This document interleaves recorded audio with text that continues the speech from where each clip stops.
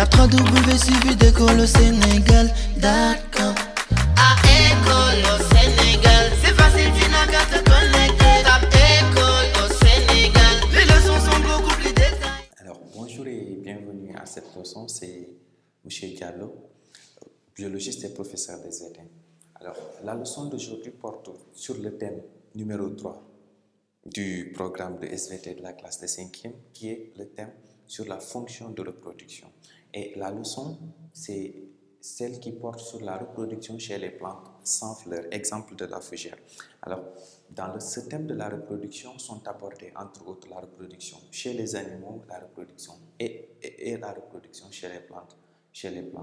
Donc, précédemment, on a eu à voir la reproduction chez les plantes à fleurs. Donc, aujourd'hui, ce qui nous intéresse dans ce cours, c'est de voir comment se reproduisent les plantes sans fleurs. Alors, on sait que dans la nature, toutes les plantes ne font pas des fleurs. Donc, il existe des plantes qui sont sans fleurs. Étant donné qu'on a vu le mode de reproduction des plantes à fleurs et que la fleur joue un rôle central dans cette reproduction, étant l'organe porteur des éléments reproducteurs mâles et des éléments reproducteurs femelles, cette fleur paraît indispensable à la fonction de reproduction chez les plantes.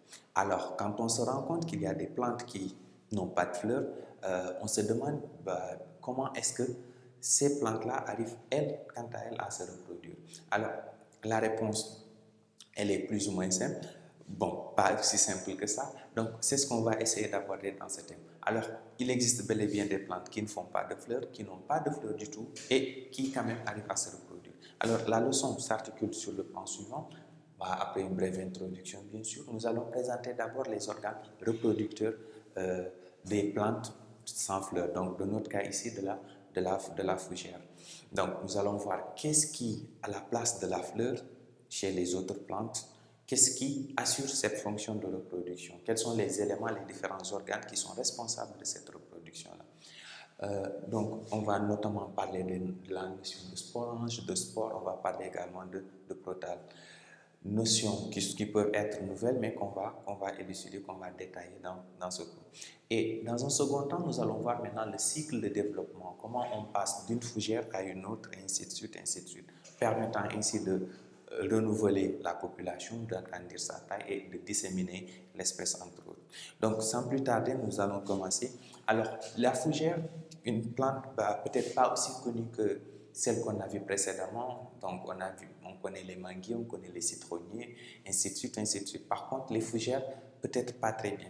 Alors, comme vous pouvez le voir à l'image à côté, les fougères, c'est des plantes qui ressemblent un peu à des herbes, dont les parties visibles on peut également le voir sur ce schéma. Donc, les parties visibles sont constituées uniquement des feuilles. Donc, ce sont des plantes qui poussent généralement dans les endroits humides, à l'abri du soleil. Donc, c'est généralement sous les forêts qu'on les retrouve, ou bien dans les constructions abandonnées, par exemple dans une maison abandonnée, où le soleil ne tape pas fort. Donc, c'est des plantes qui sont souvent à l'abri du soleil, à l'abri de la lumière du soleil.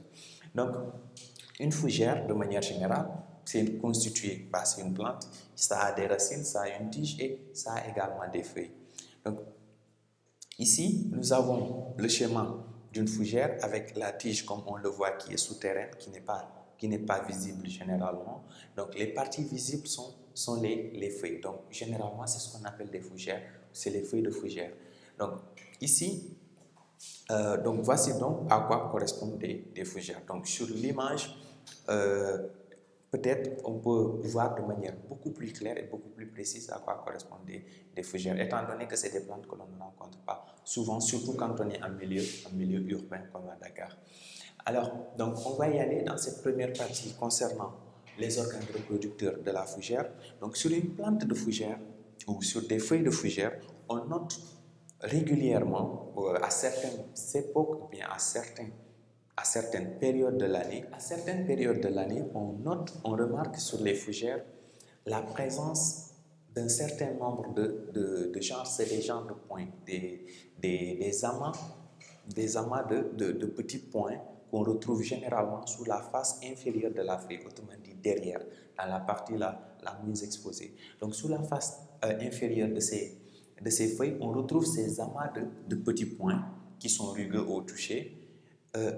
qu'on appelle des sores. En réalité, il s'agit d'un amas, d'un regroupement de ce qu'on appelle des sporanges. Donc, en réalité, ce sont ces éléments-là qui, sur la feuille de fougère, correspondent aux organes, disons, reproducteurs, mais pas au sens strict du terme. Donc, ce sont les éléments qui vont permettre de passer de cette fougère-là à une nouvelle fougère. Donc, ces amas qui sont là, qui sont généralement jaunâtres au début et qui, à maturité, prennent une couleur plus ou moins brune, donc renferment à l'intérieur ce qu'on appelle des spores. Les spores, c'est comme des petites graines quasi microscopiques qui sont très légers et qui peuvent être transportés par le vent. Donc, ces éléments-là font partie des organes ou bien des éléments reproducteurs de cette fougère. Donc, si on agrandit un peu, c'est-à-dire si on prend un sporange, une sporange ici, qu'on agrandit, on se rend compte qu'en réalité, le sporange ressemble à quelque chose comme ça, vu plus grand.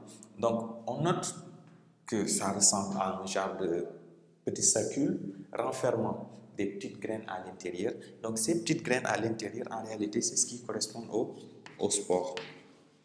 Donc, ce sont les spores qui sont à l'intérieur du sporange. Donc, cet élément-là, ce qui est là, l'ensemble, c'est ce qu'on appelle un sporange.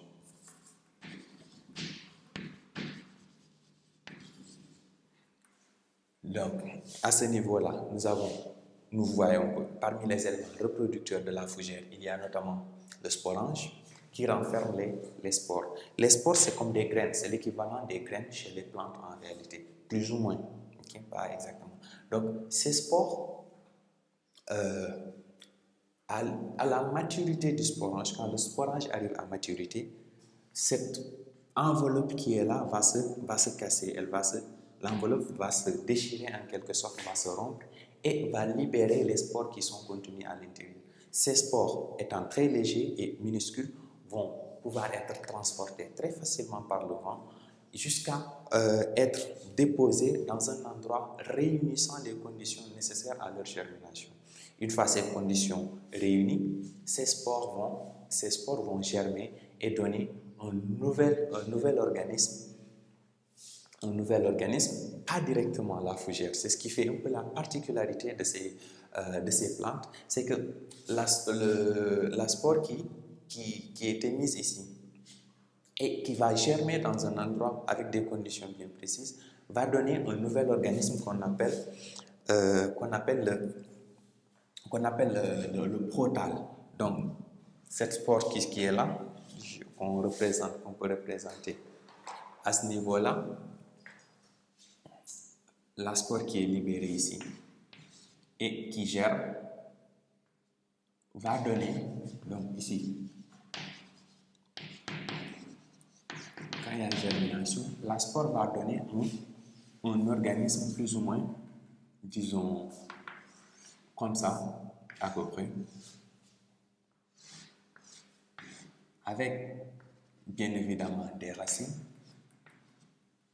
Et c'est cet organisme qui va présenter les organes reproducteurs à la fois mâle et femelle. Donc ici, supposons qu'on appelle, là, nous avons là le protal. Donc c'est cet organisme qui en réalité possède ou présente les organes reproducteurs à la fois mâle et femelle. Donc si là nous avons les organes mâles, les organes reproducteurs mâles, là les organes reproducteurs femelles,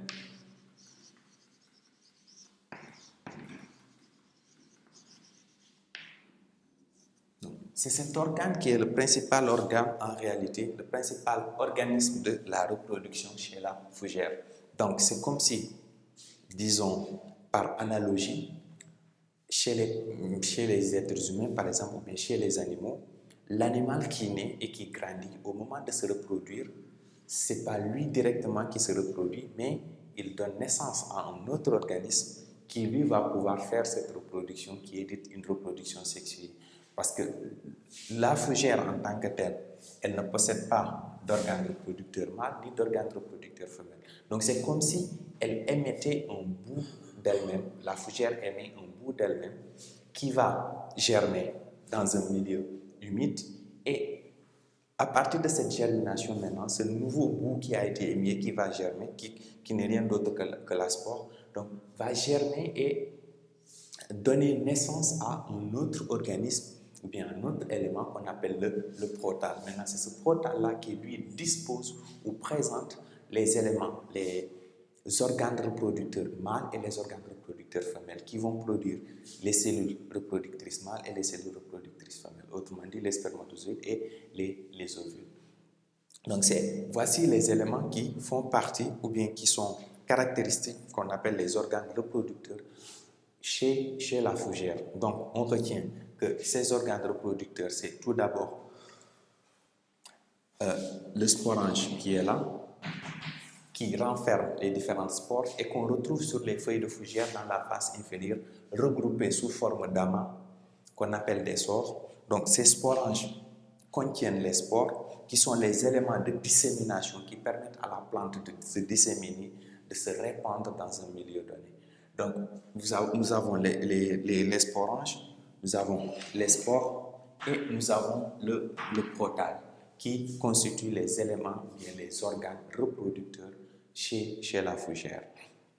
Donc, après cette partie maintenant, dans la suite, nous allons voir maintenant comment est-ce qu'on passe de cette fougère, parce que jusque-là, on n'a pas encore obtenu une nouvelle fougère.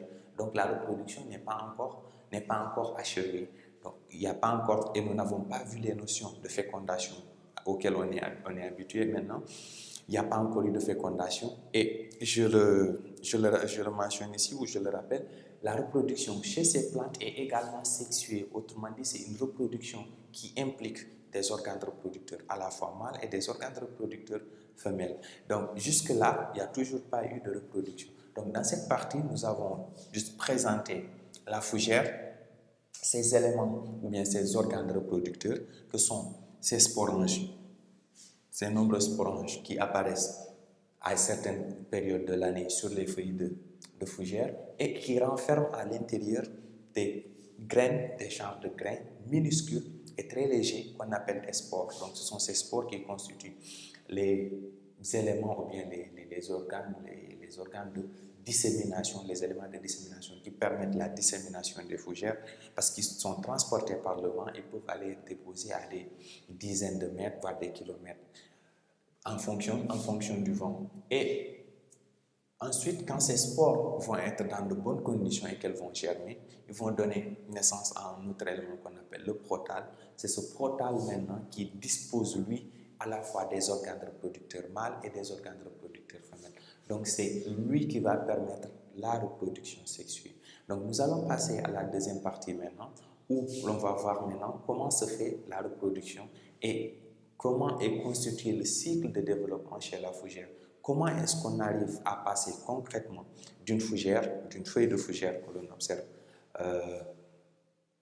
à l'extérieur, parce que c'est la feuille qui est la partie émergée, l'autre partie elle est sous terre. Donc comment on passe d'une fougère à une nouvelle fougère. Donc on va voir le cycle dans son ensemble, les différentes étapes qui permettent le passage en passant de ces sporanges jusqu'à obtenir une nouvelle fougère. Tape www.suividecolosénégal.com